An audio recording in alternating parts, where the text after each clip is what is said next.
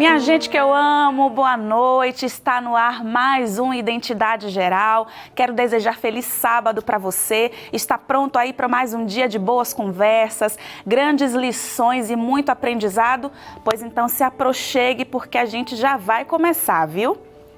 O assunto do dia é missão. Acredito que o espírito missionário é a grande característica da identidade do nosso convidado de hoje, viu? Ele é alegre, divertido, faz boas piadas, mas o servir, minha gente, ao próximo se destaca diante de todas as outras características. Apesar de ter nascido em Pernambuco, ele é natural do mundo. Não existe CEP, UF, nem travessa ou logradouro que o prenda. Nosso convidado gosta de desbravar lugares diferentes, com o objetivo de falar do amor, sabe de quem? De Deus. Mas olha, sem palavras, viu? Ele quer falar por meio de atitudes em forma de missão. Eita, que esse convidado vai contribuir demais hoje, viu? Mas antes de costume, como de costume, né? Quero te oferecer aqui o nosso guia de estudo da Bíblia. Olha só que linda a nossa capa. O guia de hoje é o Sábado da Criação. Aqui você vai aprender à luz da Bíblia quando se inicia e quando termina o sábado, como devemos nos preparar para a chegada desse dia especial da semana. Vai conhecer aí a origem e o significado do sétimo dia e também relembrar, como já é de costume, né, que o sábado é a grande aliança da criação. Que lindo, né, minha gente? Pois peça já o seu guia de estudo pelo WhatsApp, tá bom? Adicione esse número aí que aparece no seu vídeo, já adiciona na sua agenda que fica muito mais fácil esse contato com a gente. E aí você manda mensagem assim: oi, minha gente, quero receber meu guia de estudo sobre o sábado, me mande. É rápido, é fácil, é gratuito e assim você se torna um aluno da maior escola bíblica do mundo. É muito chique, meu povo. A Novo Tempo está esperando o seu contato. Agora nós vamos para aquele intervalo bem rapidinho e daqui a 30 segundos a gente vai receber aqui o nosso cenário maravilhoso, o Igor Rocha. Eu volto em instantes, não saia daí.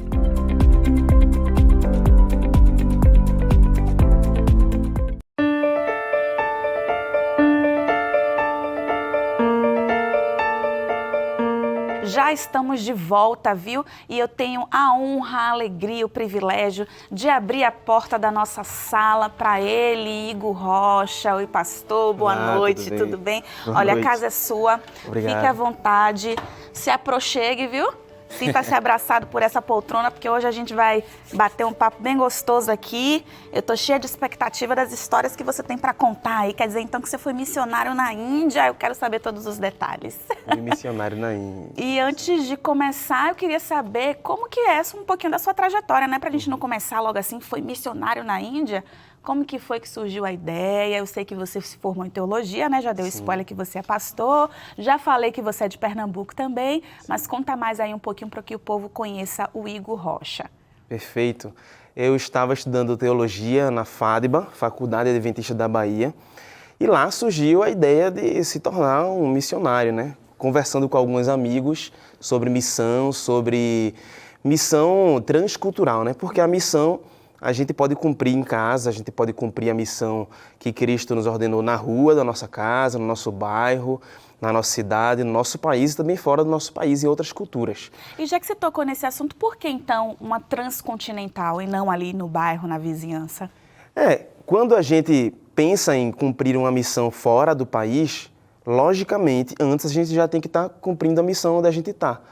Então, a ideia em geral é testemunhar. Então, se eu estou na minha casa e eu estou tentando testemunhar até mesmo para minha família, ou com os meus amigos na escola ou na faculdade, eu já estou tendo um preparo para conseguir encontrar uma outra cultura. Falando de Brasil especificamente, se a gente muda de algum estado, às vezes já é uma cultura completamente diferente, né? E aí, conversando ali com os amigos, a gente já fazia muitas atividades ali naquela região. E aí eu me lembro que um deles falou: Igor, que tal a gente ser missionário lá na África? Me chamou assim como se fosse: vamos ali na esquina? Um negócio assim rápido. Eu falei: cara, vamos. Só que como é que a gente faz? A gente não sabia, a gente começou a se preparar. E aí eu me lembro que, enquanto a gente caminhava, a gente estava indo fazer um trabalho missionário ali na região, a gente viu uma placa bem grande assim, e estava escrito assim na placa: estude inglês para ir mais longe. E na hora que a gente falou, a gente olhou a placa, e aí olhamos um para o outro assim. Cena de filme. A gente tem que estudar um outro idioma, aí ter que estudar inglês, a gente quer ir mais longe. Então foi quando começou o sonho, isso mais ou menos ali em 2014. Você fez então um intercâmbio para se preparar então para ir para a Índia. Isso. Tem um esquema assim, né? Como que foi? Foi como começou, né? Foi a minha primeira experiência em outra cultura. Eu conversei com os meus pais, estava ainda na faculdade ali, meus pais me ajudavam bastante. E eu conversei com eles e disse, olha, eu preciso estudar inglês. Eu já estava estudando um pouquinho ali em casa. E aí eles me ajudaram para me tornar um missionário. E aí eu tinha que fazer intercâmbio. E aí eu fui para um país chamado Trinidade e Tobago. Esse país, assim, já tem culturas bem diferentes, a forma que as pessoas cumprimentam umas às outras, a cultura negra muito forte lá em Trinidade e Tobago. Então foi uma experiência incrível e ali eu fui estudando um pouco inglês e já fui orando, pedindo para que Deus me direcionasse em qual país eu deveria ir. Quanto tempo que você ficou lá? Lá em Trinidade eu fiquei 6 meses Bastante. estudando inglês. E o inglês, como que foi? O understand? I understand, I do. Pois é, porque quando eu arrisco a falar inglês é assim, né? Todo mundo dá risada por causa do nosso sotaque nordestino, mas não tem inglês melhor, minha gente. Eu acho que é isso, né não? É o melhor, é o melhor. E eu sei que até chegar na Índia, você também viveu uma saga, além da ajuda da sua família, você fez alguns vídeos pedindo doação. Um estudante de teologia lá em Capoeiro Sul, como que foi essa trajetória para você conseguir recursos e fazer finalmente a viagem para a Índia? Sim, eu lembro que quando a Miss Thompson, a senhora, ela é da Conferência Geral da Igreja Adventista, ela foi lá no seminário recrutar alguns estudantes e ela fez algumas entrevistas com a gente para ver quem estaria apto ou não.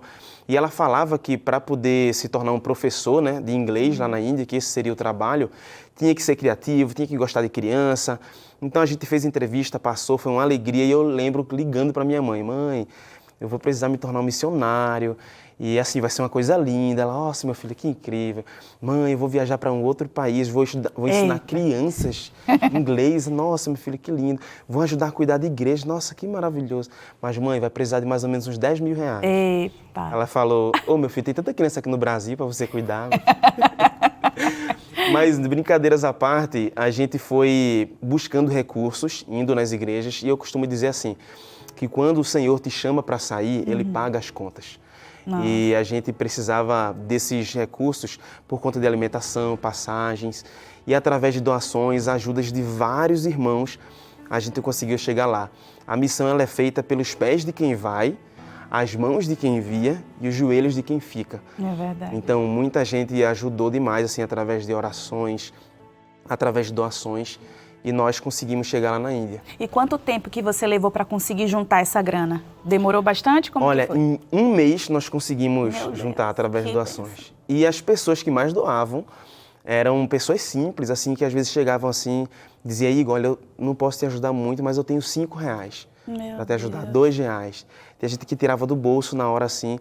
E para mim era uma alegria. E foi exatamente através desses pequenos valores que a gente conseguiu. Mas antes de você me falar essa trajetória para a Índia, de repente alguém que está acompanhando a gente também tem interesse de ser missionário. Aí tem um site, onde é que você se inscreveu, com quem que você falou, tem que ser aluno de uma instituição adventista? Quando você é um aluno de uma instituição adventista é mais fácil, porque as pessoas elas vão até o local buscando já esses alunos. Mas existem vários outros meios, tem o Gospel Outreach, que você pode procurar na internet. Também tem o AFM e tem o Serviço Voluntário Adventista, que é o mais acessível, Maranata. São vários e vários setores de missão que você consegue encontrar com facilidade. E aí cada missão tem um requisito, o idioma, o passaporte, a documentação, enfim. Existem missões no Brasil, de curto, de médio e de longo prazo, coisas que você pode fazer com um grupo de pessoas, 10, 15 pessoas. E também existem missões mais longas, de meses, de até anos, pessoas que estão morando há muito tempo fora do Brasil. E aí, voltando àquele ano, você estava de malas prontas, o que é que você esperava da Índia?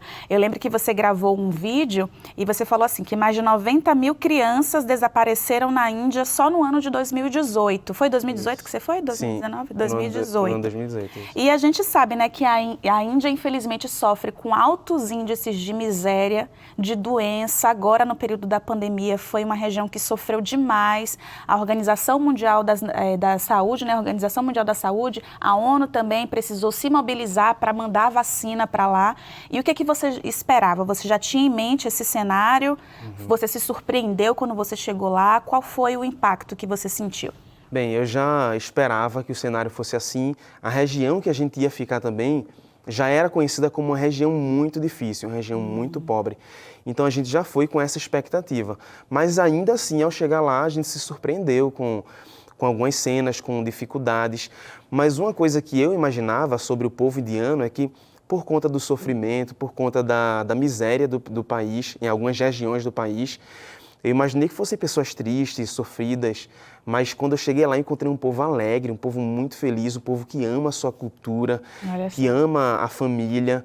Então isso para a gente foi extremamente surpreendente e além disso, pessoas que amam a Jesus, crianças assim felizes. Eu me lembro que quando a gente chegou lá, as crianças elas recitaram apenas naquele dia cerca de 5 capítulos da Bíblia de cabeça. Mais ou menos Coisa quantos anos elas tinham? Nossa, crianças de 9, 10 anos de idade.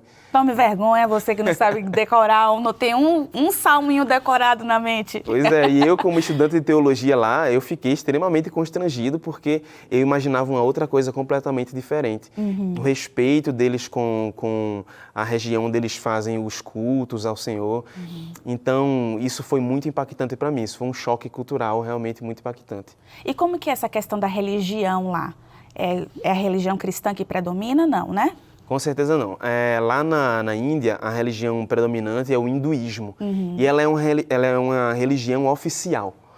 Então, é proibido a pregação do evangelho publicamente. Você pode falar de Jesus, você pode ler a Bíblia em ambientes privados.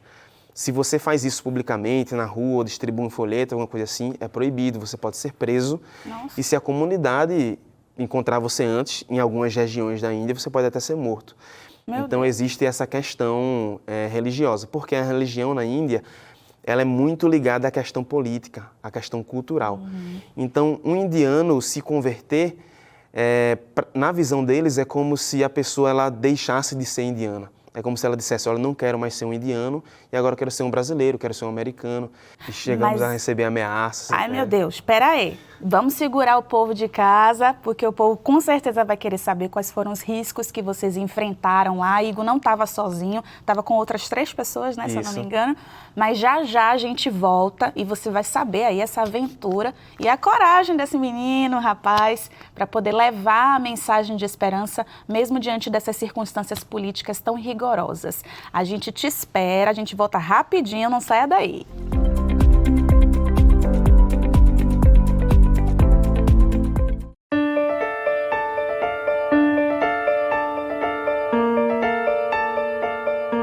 Já estamos de volta, a ansiedade a mil, chega, me enrolei, para poder saber essa aventura, menino. Que ameaça foi que você sofreu lá na Índia, na pregação do Evangelho? O que foi que aconteceu? O povo indiano ele se alimenta assim muito diferente, a alimentação não é tão boa. Apesar de serem veganos, eles comem muitas coisas gordurosas, oleosas. Então nós ensinávamos através da saúde. Nós entregávamos uns folhetos que oferecia gratuitamente aulas de culinária, com alimentações saudáveis. Se a pessoa recebesse esse folheto, ela também poderia receber massagem gratuita, aula com fisioterapeuta. Então, nós entregávamos nas cidades, assim, e as pessoas ficavam curiosas, a gente aferia a pressão, falava sobre saúde, entregava revistas. E aí, a partir disso, quando as pessoas iam para o local onde estávamos, a gente desenvolvia uma amizade e depois de muito tempo, a gente introduzia o cristianismo, falava de Jesus, se a pessoa já tivesse tornado um amigo, uma amiga. Você vê que relacionamento é a chave do Evangelho, né? Totalmente. A gente tinha que se relacionar completamente. Quando a pessoa confiava, considerava a gente amigo, a gente começava a falar de Jesus, para não falar logo de cara, assustar e ter problemas. E um desses dias que a gente estava entregando esses folhetos, um rapaz ele se aproximou da gente e ele percebeu que o nosso sotaque era diferente, e apesar de estarmos falando inglês ali, e nessa região as pessoas falavam inglês, ele percebeu que nós éramos de outra região. E, vocês são brasileiros? E aí a gente falou, somos brasileiros. E aí, só sondando. E aí ele falou, no Brasil vocês são cristãos, né? A maioria sim, a maioria são cristãos. Vocês são cristãos? Somos. Vocês por acaso estão pregando o cristianismo aqui? Não, estamos falando sobre saúde. Se você quiser saber um pouco mais, a gente ali conversou com ele. Ele, não, vocês estão falando do cristianismo. E aí ele começou a falar em hindi com outro rapaz que estava próximo dele, a gente parou de entender a conversa. E eles se afastaram um pouco, parecia que o rapaz ele ficou irritado, alguém segurou ele pelo braço. Aí o pastor que estava com a gente se aproximou e disse, olha, vamos embora, vamos embora. A gente entrou no carro e fomos embora daquela região. E aí no carro o pastor falou que a gente sofreu uma ameaça, ele traduziu o que aquele rapaz tinha dito. E ele falou que se ele conhecesse algum indiano que tinha se convertido ao cristianismo, ele ia nos encontrar, ele já estava com o nosso endereço na mão. Meu Deus! Porque a gente tinha entregado o folheto. Da mesma forma que existem as ameaças, nós também sentimos com muita facilidade a proteção de Deus. Amém. E quando a gente estava no carro e ouvimos aquela conversa, só a forma que o pastor transmitiu para a gente deixou a gente extremamente seguro. Ele disse, não se preocupa, isso é natural aqui e nunca aconteceu nada. Porque juntamente com a gente nesse carro está o Senhor Jesus Cristo. Amém. E a gente teve a certeza que nada ia acontecer, e realmente nada aconteceu, e naquele dia ficou naquela ameaça. Então a gente tomava alguns cuidados assim com essas questões para que evitasse, né, problemas na comunidade. Vale a pena a gente ressaltar a responsabilidade de toda essa organização missionária em torno da Igreja Adventista e do mundo, né, Igor? Porque às vezes a pessoa pode estar ouvindo essa ameaça e ficar com medo também de ser um missionário. Mas existe toda uma estratégia, todo um grupo por trás, os pastores, enfim, para proteger, né, preservar a vida dos missionários. Então não se avexem, viu? Vocês que estão aí ouvindo, né, Igor? Com certeza, existe sim uma preparação e nós temos também um treinamento cultural de como lidar com essas questões. E a gente sempre encontra um meio correto e a igreja está sempre observando tudo também junto com a gente. E eu soube que você se parece com o indiano. Mesmo assim, o povo lhe abordou, foi? Que história é essa? Gente, um pernambucano da gema, feito o Igor, que come macaxeira com ovo. Coisa boa. Passando por indiano, não acredito. As pessoas já diziam que no Brasil você se parece muito com indiano. Eu lembro que quando eu cheguei na Índia, eu postei uma foto com as crianças e aí teve alguém que comentou, Igor, você foi para a Índia e foi visitar teus primos? Mas eu estava lá e eu achava que não parecia tanto. Mas quando eu cheguei no aeroporto, lá em Nova Delhi, cada estrangeiro recebia um papelzinho para anotar algumas coisas, algumas instruções ali. E quando chegou na minha vez, não me entregaram nada. Eu olhei pro rapaz assim, o meu papel. Aí ele começou a falar em hindi comigo. Não, I don't speak Hindi, sorry. E aí ele me entregou. Quando eu entrei no ônibus, um outro rapaz começou a falar em hindi também. Então eu percebi, gente, eu realmente me pareço. E aí eu aproveitei isso e eu aprendi algumas frases. Então a primeira frase que eu aprendi a falar para me aproximar dos indianos, a frase Mera Dust. Mera Dust, que significa meu amigo. Meu amigo. Então eu chegava perto assim dos indianos e falava Mera Dust. Mera Dust. E eles começavam a conversar comigo, eu ficava só no Mera Dust mesmo. E além disso, né, essa parte boa, essa questão do cultural, né, esse intercâmbio cultural, o que mais que você conseguiu agregar na sua vida espiritual? Porque eu imagino, a gente sai daqui, né, da nossa bolha, da nossa zona de conforto, vai para uma região que vive na miséria, uma cultura completamente diferente, a gente sofre esse impacto, né? E como que isso refletiu na sua vida pessoal e na sua vida espiritual também? Primeira coisa que eu aprendi é que quando nós nos tornamos um missionário, eu digo não só fora da nossa cultura, mas até mesmo na nossa sociedade, nós temos que nos tornar acessíveis. Deus, ele foi o primeiro missionário e para se tornar acessível, ele se tornou um ser humano. Então, nós não vamos para a Índia para levar a nossa cultura, para mudar as coisas deles, não. A cultura deles é linda, nós temos que nos adaptar à cultura deles para falar de algo que é universal, que é a salvação.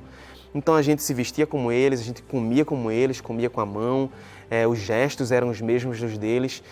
E eu aprendi Tem algum gestinho aí para ensinar pra gente? Tem, por exemplo, quando a gente está falando aqui no Brasil e a pessoa concorda com você, ela balança a cabeça assim, né? Na Índia, eles fazem assim com a cabeça. É como se fosse um barquinho assim, né? Então você concorda com a pessoa. Ah, que legal! E quando nós fazemos não com a mão, às vezes fazemos assim e eles fazem assim com a mão. Então a gente estava ali dando aula ali para as crianças, olhava para o menino, não, meu filho, é assim não, olhava para o outro, muito bem, meu filho, é assim, muito bem. Gente, ó, tô me sentindo a indiana aqui, viu? Qual que era a palavra que você falou? Mera Dust. Mera Dust? Isso. Tem que anotar, meu povo, para tirar onda. E aí a gente foi ali se envolvendo naquela cultura. E o aprendizado maior foi essa mudança cultural, essa adaptação cultural, na verdade, para poder tornar acessível a pregação do Evangelho. E através disso, as pessoas elas começavam a se aproximar mais da gente. Porque a gente estava acessível, então se tornavam amigos, elas queriam ouvir um pouco mais a respeito do Evangelho, elas queriam ouvir a respeito de Jesus e muitas pessoas sequer ouviram o nome de Jesus. Olha isso. E foi a primeira vez que elas ouviram. Então vamos resumir aqui, né? A gente percebeu que relacionamento é importante para a pregação do Evangelho. Vocês começaram lá fazendo amizades, sem impor a sua cultura, mas respeitando a cultura e o conhecimento do outro, porque hoje a gente vê esse embate religioso muito grande, né? Sim. Eu quero te comprovar na base bíblica que eu estou certa, que a minha religião é a certa, mas às vezes a gente precisa entender o outro, compreender o outro, a realidade, os ensinamentos, enfim, a história, o contexto que ele está ali inserido, para falar através dessa mesma linguagem. É isso mesmo ou eu estou equivocada? Exatamente isso, perfeitamente isso. E através dessa amizade, tinha um jovem chamado Pacras. Ele se aproximou da gente, se tornou nosso amigo, ele era muito nosso amigo. Ia para nossa casa e, detalhe, na Índia tem 755 dialetos diferentes. Eita! E aí, ele não falava o mesmo dialeto que o tradutor John, que estava junto comigo. A gente conversava só através de mímica, de abraço, de sorriso. Ele se reunia com a gente para ver filme junto com a gente. E às vezes a gente ia na feira comprar algumas coisas, ele queria carregar nossa sacola, jogávamos futebol junto, cricket, jogávamos juntos também. E teve um dia que ele falou assim, no hinduísmo tem 33.333 deuses, que é como se fosse, é um número simbólico na verdade, e tem, na verdade são milhões de deuses. E aí ele disse assim, mas eu escolho um, é Jesus Cristo. Eita, chega a arrepiar, hein? E a gente se reuniu e ensinamos a Bíblia para ele, passou o tempo e ele se batizou. Ai, que e hoje ele é um cristão, lá em Narayana, em Bihar, naquela região ali da Índia. E foi incrível essa experiência com o Pacras. Ah, eu posso imaginar. Minha gente, olha, Igor, pastor, missionário, filho, amigo, esposo também, né? A gente, inclusive, preparou uma surpresinha para ele. Vamos acompanhar o que tem por aí? O que será que tem? Será? A gente olha por aqui, para essa tela? Conheci Igor no início do ano de 2016. Confesso para vocês que não foi nada difícil desenvolver uma amizade com uma pessoa tão carismática. E eu sou muito, muito grata a Deus por ter você, Igor, como meu esposo, como meu melhor amigo, como meu companheiro. E agora nós estamos sendo abençoados por Deus de uma maneira grandiosa, uma maneira mais que perfeita, com a chegada do nosso bebê. O Ian está já chegando e olhando para o passado e também olhando para o futuro. Eu só tenho certeza e muita gratidão a Deus por ter você em minha vida. Tenho muita certeza de que assim como você é um excelente amigo, um excelente esposo, você também será um excelente pai. E eu sou muito, muito grata a Deus por ser a pessoa que pode crescer do seu lado todos os dias. Eu te amo muito. Tenho certeza que esse bebezinho nem chegou ainda, mas também já te amo e te admira demais. Ah, o amor está no ar, eu até me derreti. Como é que vocês fazem isso comigo? Coisa mais linda. Parabéns, viu, por essa família que está crescendo. E eu tô vendo lagriminhas ali. Parabéns, você merece que Deus continue abençoando sua vida, seu ministério. Fala bem rapidinho aqui pra gente, nosso tempo já apertou, sobre o camelo na agulha. Certo. E primeiro eu quero dizer que eu amo demais essa mulher. Obrigado, Senhor, por essa bênção. Meu canal, Camelo na Agulha, é um canal de humor, criatividade, que a gente ensina de maneira rápida e fácil, simples, uma linguagem simples, a palavra de Deus. Onde acessar? YouTube ou Instagram. Colocou Camelo na Agulha, você vai rir muito, você vai aprender muito com a Bíblia de uma maneira simples e criativa. Gente, eu vou me ousar a chamar o Igor de amigo, né?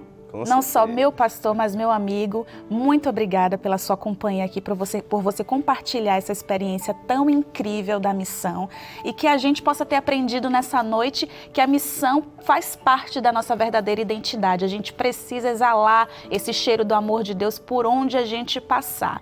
Um feliz sábado para você que acompanhou até aqui o Identidade Geral. Na semana que vem tem mais conversa boa e eu espero você mais uma vez. Obrigada, viu, Igor? Muito obrigado. Boa noite, minha gente. Tchau, tchau.